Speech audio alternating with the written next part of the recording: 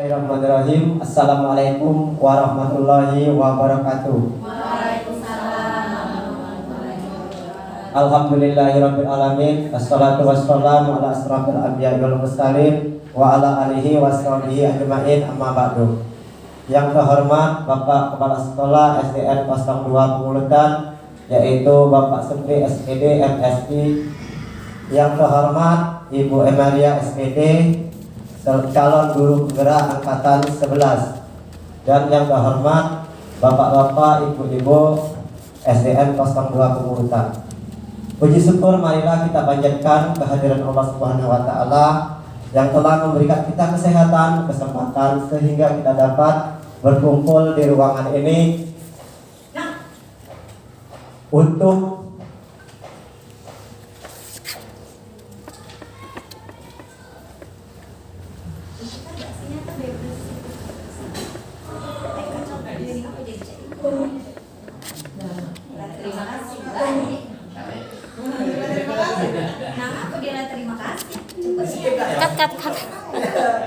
modul 1.4 budaya positif.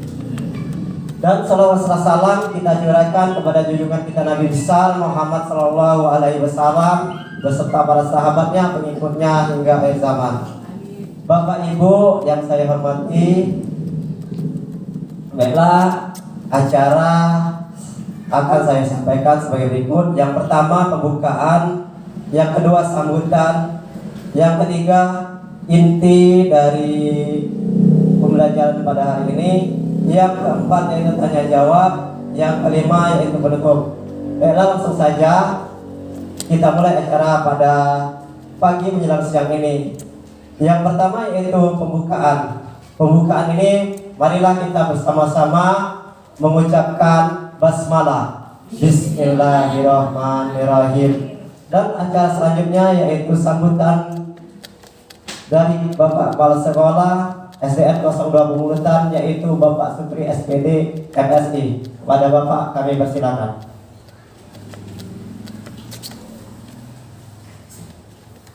Assalamualaikum warahmatullahi wabarakatuh. Kami hormati Bapak Ibu Dewan Guru SDN Negeri 02 Pemulutan. Pertama-tama marilah kita panjatkan puji serta syukur kehadiran Allah Subhanahu wa taala karena pada hari ini, siang hari ini kita dapat berkumpul di ruangan ini dalam keadaan sehat walafiat. Salawat seiring salam semoga tercurah kepada Nabi Muhammad SAW, semoga mengalir kepada keluarga, sahabat dan pengikutnya hingga hari akhir. Baiklah, untuk acara kita pada hari ini yaitu kita kegiatan diseminasi di sekolah mengenai pemahaman dan pengalaman budaya positif.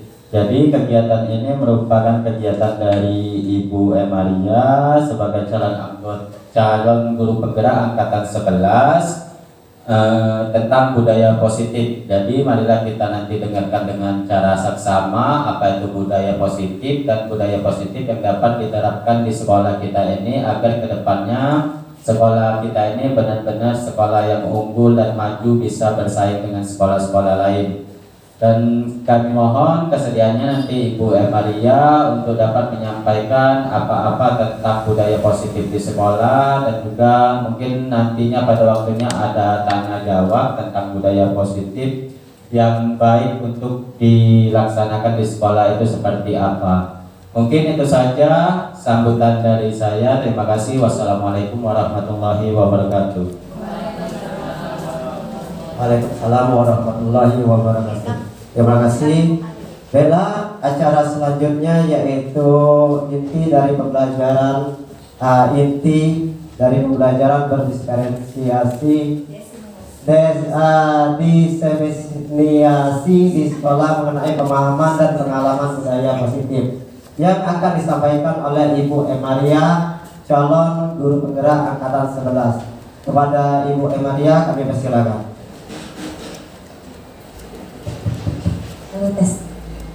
Baiklah Bapak Ibu, Assalamualaikum warahmatullahi wabarakatuh.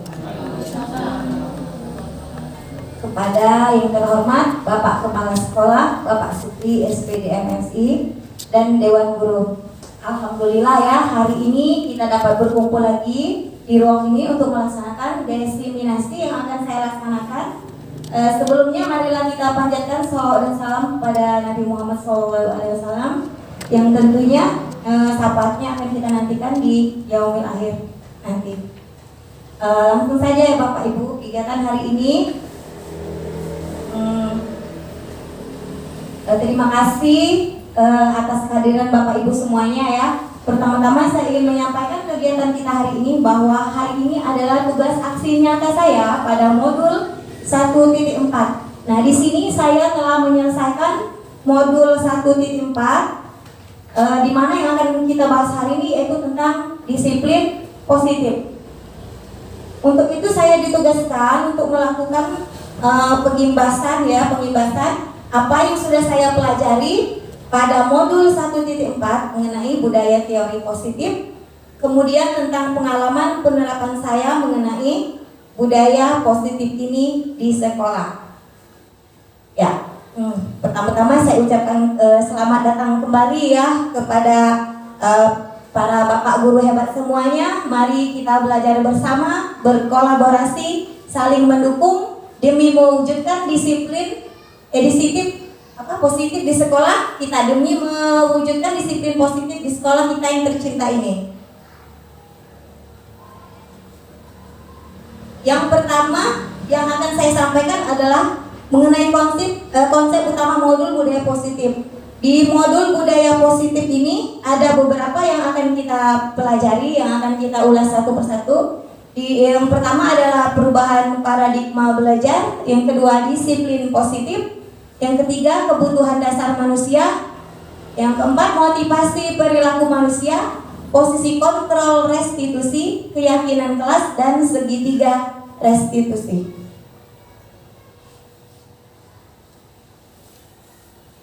Nah, dari konsep modul budaya positif ini kita akan ulas satu persatu, dan mungkin Bapak Ibu di sini sudah banyak yang belajar sebelumnya dari saya mengenai budaya positif, terutama untuk teman kita yang sudah duluan CGP 10 Bapak Hadiansa ya.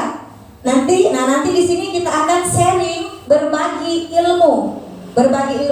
Jadi mohon maaf ya, di sini bukan saya bermaksud untuk menggurui Bapak Ibu atau merasa mempunyai ilmu yang lebih di sini. Di sini saya mengajak Bapak Ibu untuk berdiskusi dan kita belajar bersama. Jadi tidak ada maksud saya di sini untuk menggurui Bapak Ibu ya. Karena saya yakin Bapak Ibu juga sudah pernah atau mengenal disiplin positif. Selanjutnya kita akan mengulas yang pertama, yaitu mengenai tadi tentang pembelajaran paradigma baru. Nah Bapak Ibu, pembelajaran paradigma ini dirancang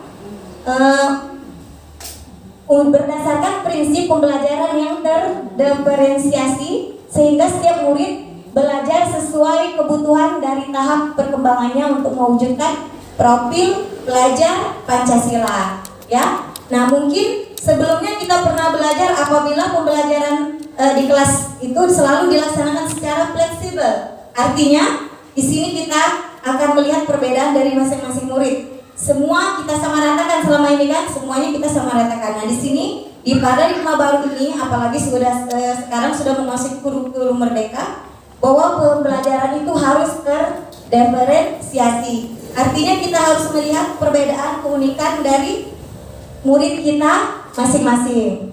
Nah, untuk mewujudkan profil pelajar Pancasila, tentunya Bapak Ibu sudah mengetahui ya bahwa profil pelajar Pancasila itu yang pertama apa Bapak Ibu?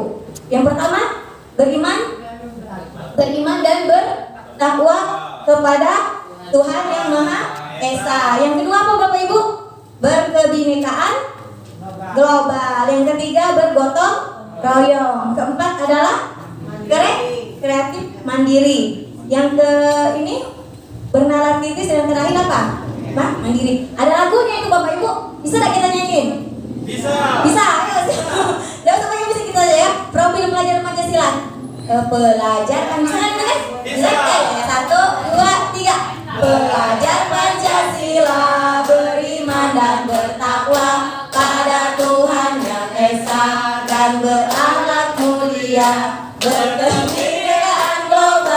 gotong royong bersih, kreatif dan kenal aktivis. Nah ini merupakan tangan dulu Bapak Ibu. Ya Bapak Hendra semangat sekali, sering diterapkan di kelas. Ini bisa Bu ya? Apa sudah diterapkan lagu ini di kelas? Alhamdulillah kalau sudah diterapkan setiap hari. Nah selanjutnya mengenai disiplin positif. Bapak Ibu sudah pasti mendengar ya kata disiplin itu apa? Ya, apa Ibu? Disiplin itu apa artinya? Siapa yang tahu? Siapa lah yang bisa disiplin itu apa? Dalam pikiran Bapak Ibu disiplin itu apa? Suatu pekerjaan yang kita lakukan Bu Yuli? Tepat waktu. Bu Yuli coba pakai mic dong Bu Yuli.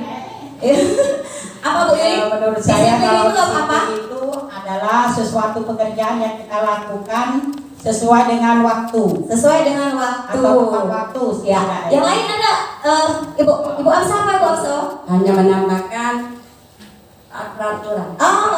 Oh bagus. Baiklah, terima kasih untuk Bu Yuli dan Ibu Hapso. Pendapat Ibu Yuli sudah sangat bagus sekali dan pendapat Ibu Hapso sudah sangat bagus sekali. Tapi di sini disiplin ini lebih kita tekankan itu kepada peraturan. Disiplin itu peraturan. Setuju tidak Bapak Ibu? Sepakat tidak kalau peraturan? Setuju. Nah di sini dalam budaya kita makna kata disiplin dimaknai menjadi sesuatu yang dilakukan seseorang pada orang lain untuk mendapatkan kepatuhan.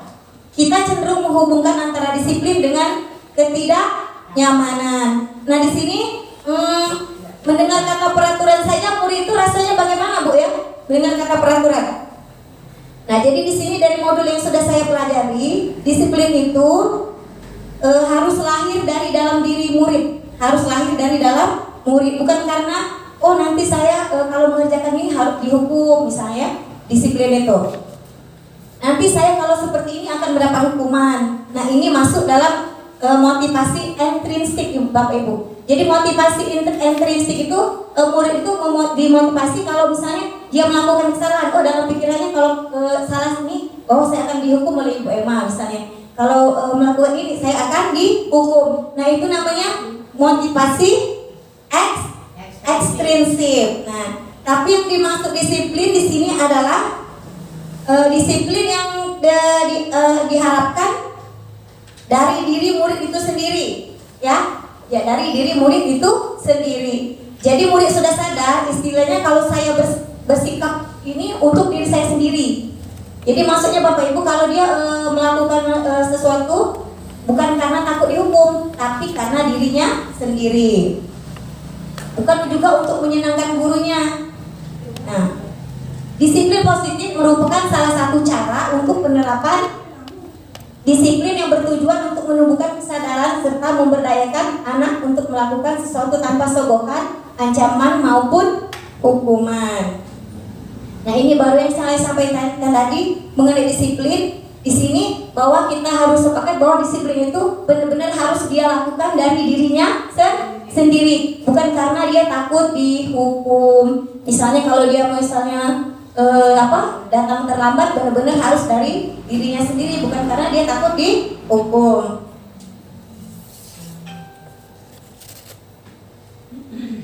Masih di sini ya. Kemudian dalam melaksanakan disiplin atau melakukan sesuatu itu, maka kita sebagai manusia mempunyai suatu kebutuhan dasar yang melatar belakangi tingkah laku kita. Apa saja kebutuhan dasar itu? Yang pertama adalah bertahan hidup. Bertahan hidup di sini artinya kita membutuhkan bertahan hidup, kita membutuhkan makan, minum, dan tempat tinggal. Itu namanya kebutuhan dasar. Istilahnya disebut dengan sandang dan pangan. Yang kedua adalah kebutuhan rasa diterima. Nah, Bapak Ibu pasti kita sering di kelas kita menemukan atau melihat adanya murid yang caper atau cari perhatian. Yang di sekolah kita yang selalu ingin mendapatkan perhatian. Bapak Ibu pernah nggak menemui di kelasnya anak itu sedikit minta perhatian dari kita?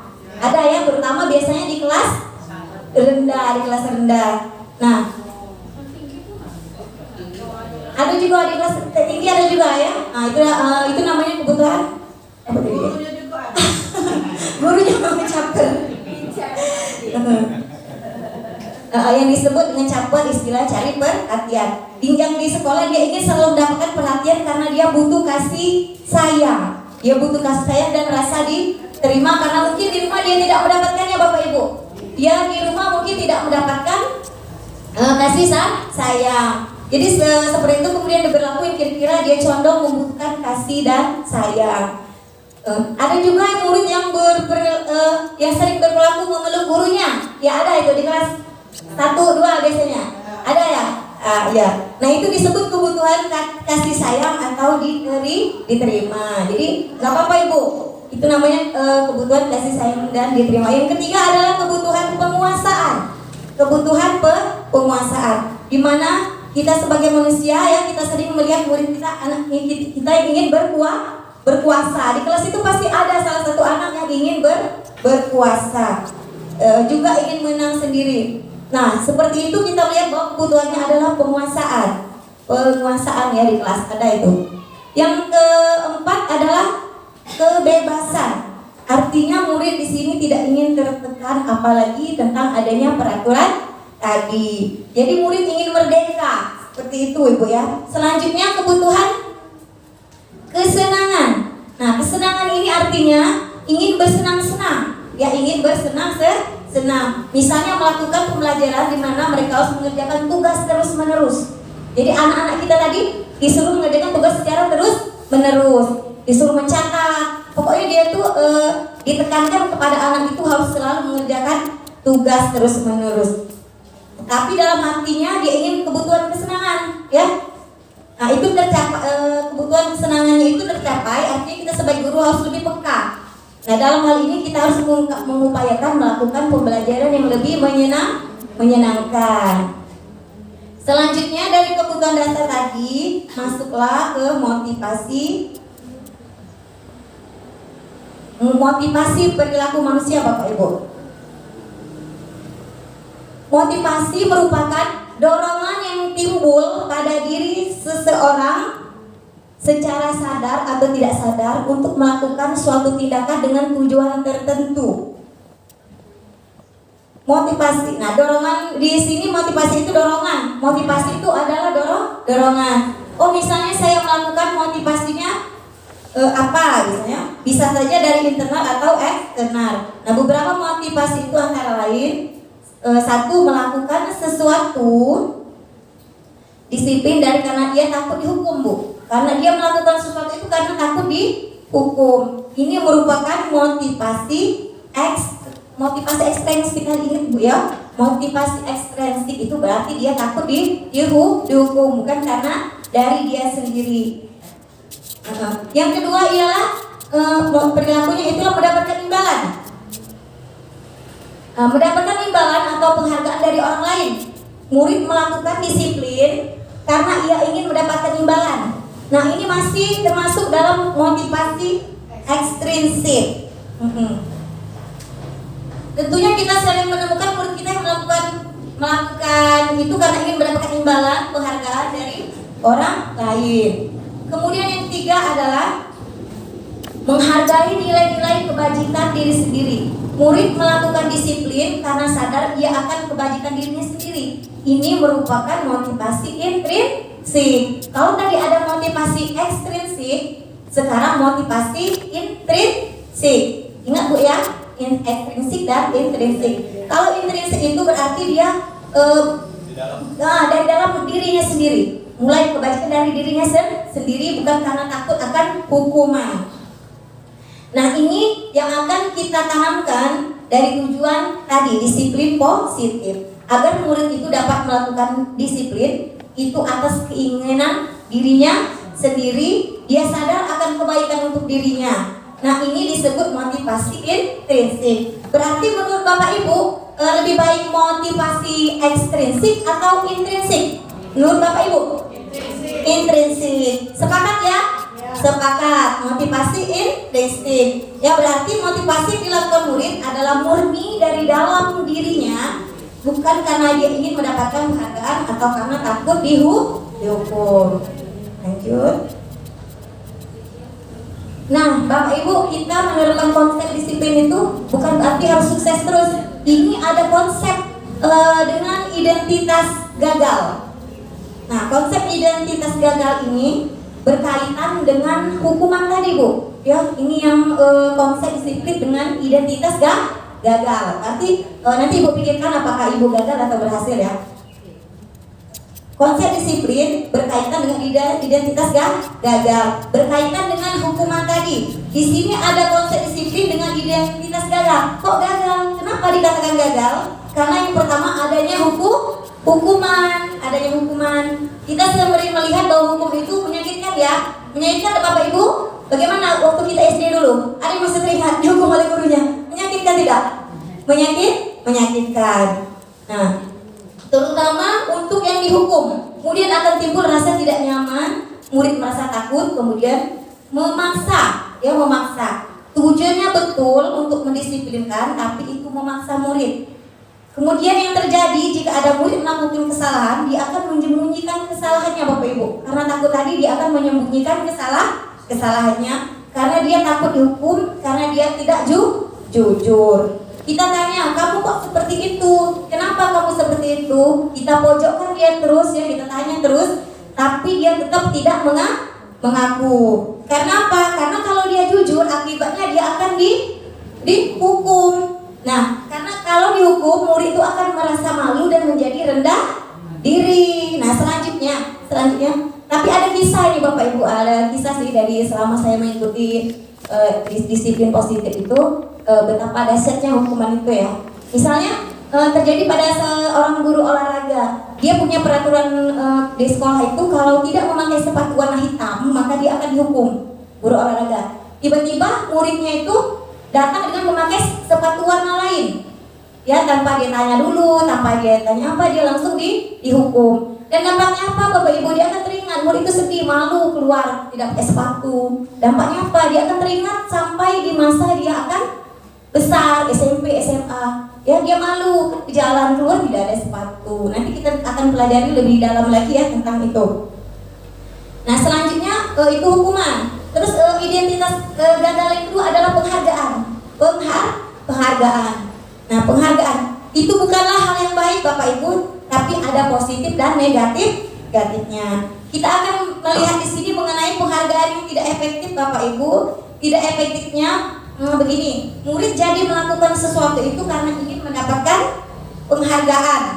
Nah, kalau dia tidak mendapatkan penghargaan, maka dia tidak akan melakukan itu. Ya, dia diiming-imingi dan menurut penelitian ini tidak efektif. Ya, tidak efektif. Yang penghargaan itu pertama itu tidak efektif. Selanjutnya penghargaan itu dapat merusak hubungan Bapak Ibu. Itu merusak hubungan menjadi sifat iri. Pernah melihat di kelas ada murid yang diberi hadiah? Pernah tidak Bapak Ibu memberikan hadiah? Pernah ya?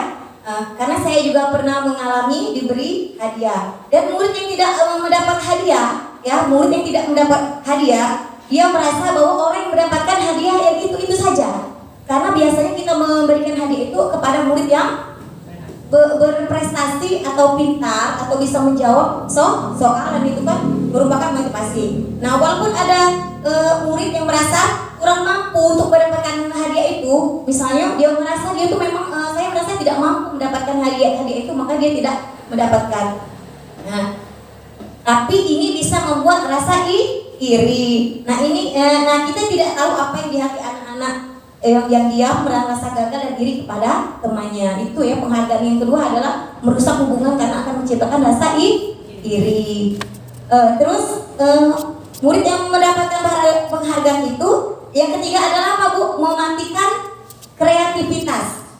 Nah, murid yang mendapatkan penghargaan itu, jika hanya dimotivasi dengan hadiah atau penghargaan, dia merasa bahwa dia melakukan itu saja sudah mendapatkan hadiah. Ini mematikan kreativitas, maksudnya aku sudah melakukan itu saja, aku pasti mendapatkan hadiah dari bapak dan ibu. Makanya dia tidak mau berprestasi dalam hal yang lain.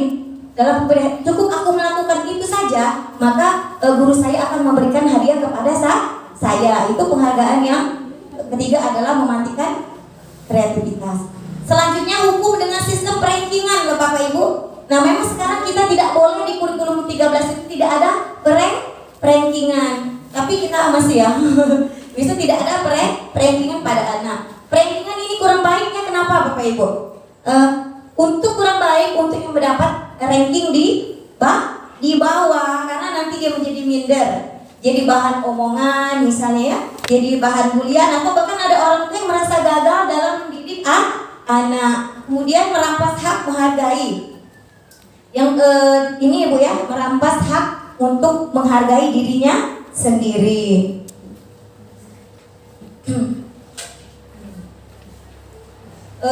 Merampas hak untuk menghargai dirinya sendiri. Bagaimana maksudnya Ibu merampas hak untuk merampas hak menghargai dirinya sendiri? Misalnya di dalam satu kelas ya Bapak Ibu, terutama di kelas rendah ya, ada anak yang membaca satu kata yang hari ini cuma bisa membaca satu kata. Lalu hari berikutnya dia bisa membaca satu kalimat. Kalau hari ini dia bisa membaca satu kata, besoknya dia bisa membaca satu kalimat. Nah, dengan begitu dia tuh merasa bangga, ada rasa puas dari dirinya bahwa oh hari ini aku bisa membaca satu kata, besok nanti aku bisa membaca satu kalimat. Nah, dengan begitu dia merasa bangga dengan pencapaian dirinya. Tetapi bila kita memberikan penghargaan, misalnya di rumah ada putri kita misalnya ya, oh Iza sekarang sudah bisa membaca satu kalimat, yuk kesini yuk ibu belikan es krim, contoh di rumah ya, di rumah kita menghargai anak kita tadi misalnya sudah membaca satu kalimat, makanya ibunya bilang, oh anak ibu pintar sekali, sini nak, karena sudah bisa membaca satu kalimat, ibu belikan es krim. Nah, itu bisa merampas hak untuk menghargai dirinya. Jadi dia bisa membaca untuk menghargai dirinya sendiri, kok diberi hadiah maksudnya itu ya.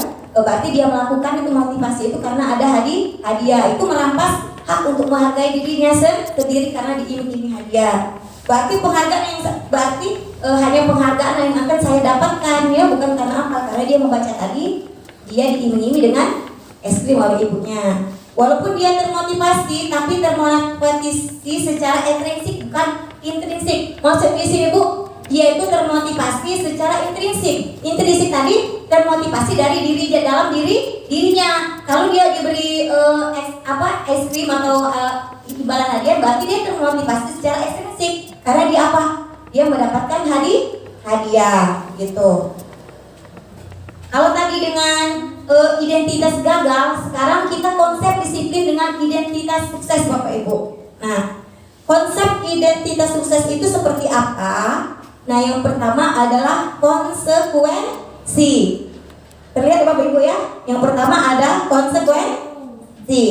Nah, pernah Bapak Ibu mendengar kata konsekuensi? Pernah gak Bu, Bapak mendengar kata konsekuensi? Nah, apabila murid melakukan kesalahan, konsekuensinya dia akan bertanggung jawab ya, memperbaiki kesalahan itu. Misalnya Bapak Ibu, ada murid kita yang menumpahkan minuman di kelasnya. Dia berlari ke sana, berlari ke sini, tanpa sengaja dia menumpahkan air minum. Otomatis konsekuensinya seperti apa? Harus membersihkan. Misalnya ada anak kita di kelas, tiba-tiba dia berlari ke sana ke sini, dia menumpahkan minuman temannya. Konsekuensinya apa? Pasti kita suruh dia membersih. Nah, itu bisa jadi membersihkan karena kadang murid tanpa sadar tidak mau membersihkannya, ya. Jadi dia tidak tahu apa yang harus dia lakukan. Maka kita akan memberitahu, kamu harus membersihkannya. Nah, itu adalah konsekuensi, bukan hukuman ya, konsekuensi. Dia menumpahkan air minum temannya, berarti konsekuensinya dia harus membersihkan. Konsekuensi adalah penguatannya dalam jangka pendek. Nah, konsekuensi ini Bu, penguatannya itu dalam jangka pendek. Artinya kita memberikan konsekuensi itu akan tahu di jangka pendeknya dan tidak ada yang tertanam